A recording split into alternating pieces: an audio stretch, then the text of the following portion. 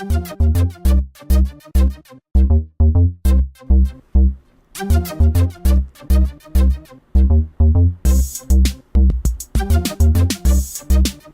guys, Crazy out here playing FTB episode 14, and this is my biofuel power plant. So what I got going here is I got the biomass coming in through the top, and I'm converting it into biofuel, which is better fuel to use to produce EU. And this is how it works. You got these stills here, and you got these biogas engines which run on the biomass as well. So if we go on the top here, you can see through the liquid ducts that are hooked up to my biomass supply line, which is hooked up to my biomass tank, or my biomass production facility, which is over there. And I got those, the biomass, or the liquid ducts, hooked up to the biogas engines, and of course the stills. And the stills are powered obviously by the biogas engines. And this is where you get the biofuel. So essentially you got the biomass in here, and very slowly right now it converts that biomass into biofuel, which in turn gets sent into these diesel generators. See if I can get down here. These diesel generators here from Greg Tech. And I'm using again the liquid ducts, and I got a lever here just to kind of power the liquid ducts, I guess you could say. And you always got to do that with the levers. You got to apply a redstone current. I'd mentioned this in a previous episode, but when you're using the liquid ducts, you apply a redstone current to extract liquid from, a tank or from a machine or whatever, right? So that's why I got that lever there in the middle. So that lever is working on all, because of where it's positioned, it's turning all four of them on basically. So the output there, as you can see the arrow going down right here, and that's sending the biofuel into the generators, and then obviously it generates power, and I'm storing it in an MFSU right here. And because I only got 4 generators, and just the way it's set up, I had tried to set it up with 8 stills, but with the amount of space that I'm working with here, I couldn't get it to work properly. So I downsized to 4 stills with just 4 engines. I could add some more engines, which would probably, I haven't tested it, I would just assume it would convert the biomass faster into biofuel, but I'm okay with this. I'm fine with this. This is just another source of energy for my base. And yeah, I think I pretty much covered most of this. What I'm gonna do here is I'm probably gonna switch out some of these lamps. I went with the green at the bottom because of the biomass, but then I realized that this isn't really a biomass room. It's a biofuel room, and biofuel is orange. So I'm actually gonna make some orange lamps and replace that bottom there. And I don't know if I might leave the green at the top just to kind of match the green here, but I might go orange too. I'm just gonna see what it kind of looks like. And put the glass. And that's another thing I've been using. I've been switching out all of the iron tank gauge, the clear iron tank gauge that I've been using for glass, and it looks exactly like this, but this isn't actually iron tank gauge. I'm now using hardened glass. And that was the thing with hardened glass. The one thing that I didn't like about it is when you use a pickaxe on iron tank gauge, you can just kind of break it and pick it up, right? But you can actually do that with the hardened glass as well. You just use your crescent wrench, and you just kind of shift, or crouch or whatever you want. I don't know what, it depends what your buttons, what it's bound to. By default it's shift, so you just hold shift and then you just right mouse click, and bam, there you go. You got your hardened glass. It comes off just as the iron tank gauge comes off. So it's perfect. It's a little pricier, not pricier, it's a little more pain in the ass to make because you have to use obsidian and lead, but I got tons of obsidian now from my quarries, so I got no problem making it. And again, like I said before, I like the way it looks. It looks exactly like the iron tank gauge on the tanks, and it's perfect. It looks cool. But yeah, what I'm going to do is I'm just going to quickly finish off the lamps in there, and then I'll see you guys in a second.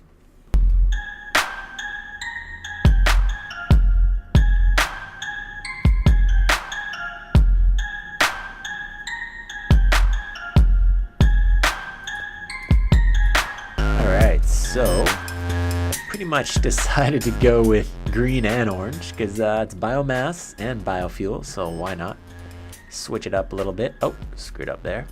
So I'm just dropping in the, did I lose that?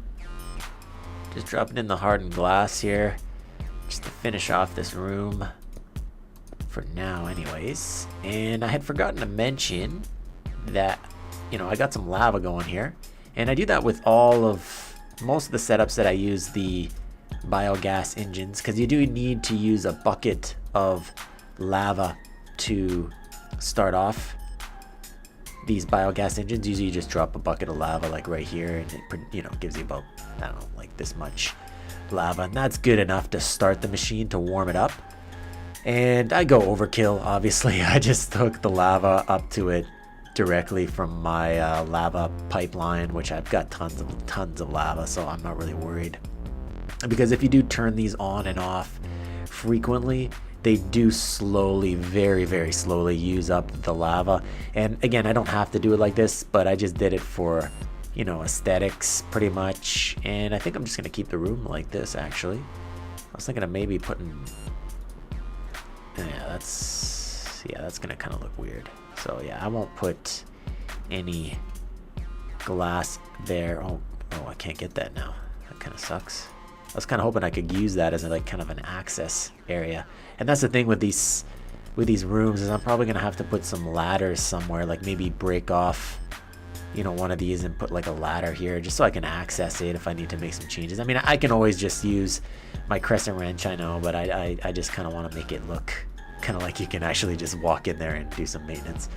So yeah, I think that's gonna be pretty much it for this room here. And again, the power isn't being used for anything. It's just kind of, you know, in limbo. It's for, you know, future projects. I'm gonna use this power and the power over here for something at some point, probably relatively soon, hopefully. But yeah, that's gonna be it for the biofuel generator, or biofuel power plant, I should say. And I'll show you guys what I've been working on. I've been doing a little renovation, and I'll talk about that more at the end of the episode. But right now, what I want to talk about is the tesseract, liquid tesseract, which I've been using to supply lava to my lava tank. And it's like a teleporting device. Basically, I have one of these hooked up in the Nether, and it's hooked up to the frequency 12, and you just name it tank, and you just kind of like save frequency, kind of like activate it, set frequency with this little button here. Just click away with those things, and it'll eventually get it to work. It took me a while. I was actually crashing my game constantly when I was going in and out of the Nether with, and I don't know if it was this, and it was really yeah, I had to like reset my portal to the Nether and everything, and finally I decided to try it again to see if it would work, and I got it working now. So yeah, it's teleporting to this tank, and I'll head over to the Nether right now just to kind of show you guys how I have it set up, how I have the lava pumping into that tesseract. So I'll see you guys in a second again at the Nether.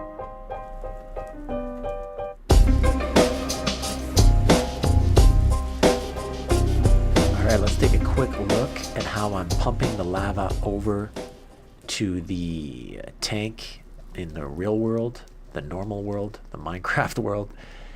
And this is how it's working here. I got the buildcraft pump, and that's powered by 4 redstone engines, and I don't even know if I need to use 4. I just decided to put 4 on there and drop the levers. I mean, these engines are, you know, they're obviously the most commonly used engines in buildcraft. They don't require any energy other than the redstone current, and it's working fine.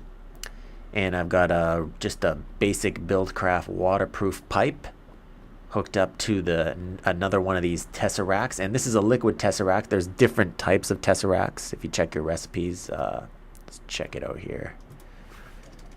Tesseract. Okay, so yeah, you have like an energy tesseract. I assume that transfers energy from one point to another.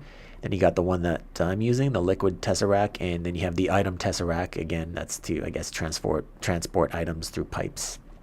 And these are just like the frames, and this is the basic, you know, what is it called? Untuned tesseract. So you need to build one of these first, like so, with the hardened glass, tin, and diamond. That makes one of those. Then you convert it into one of these with a liquid transposer, and you got to use molten ender, which is just ender pearls that you stick into the magma crucible, I believe, and then send the liquid over to the liquid transposer.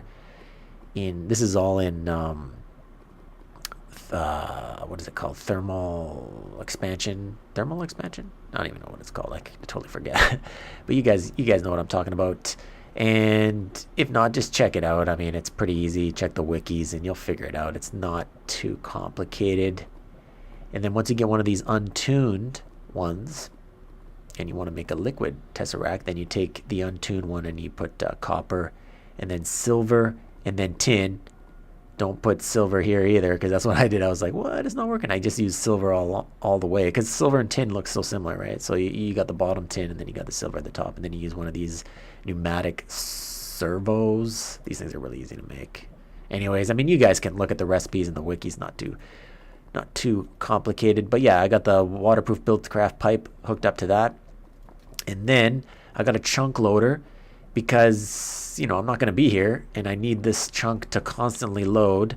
That way it's constantly feeding lava over to my tank when I'm at my base. And that's why I got I think this is from Chicken Chunks mod, or it's the same one that I'm using right next to the quarry, or not the quarry, the sorting machine, just to make sure that when my quarries send items over there and I'm not around the base, that, you know, they still receive the items. And that's why I use the chunk loader, just to, you know, basically load a chunk of space.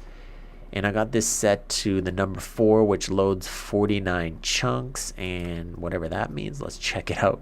It seems like it's more than 49 chunks, but that's how much is loading on that laser. As you can see, that laser's going out pretty far. So I don't have to worry too much about running out of lava anytime soon. And right now, my lava power plant is just maxed out. I should probably put some more MFSUs on it. I think I might in the future, but yeah, that way I can really store a lot of energy when I start using that EU for, you know, like UU matter or whatever I'm going to use it for in the future. But yeah, let's head back to the base. Maybe show you guys what I am renovating. So yeah, I'll see you guys in a second.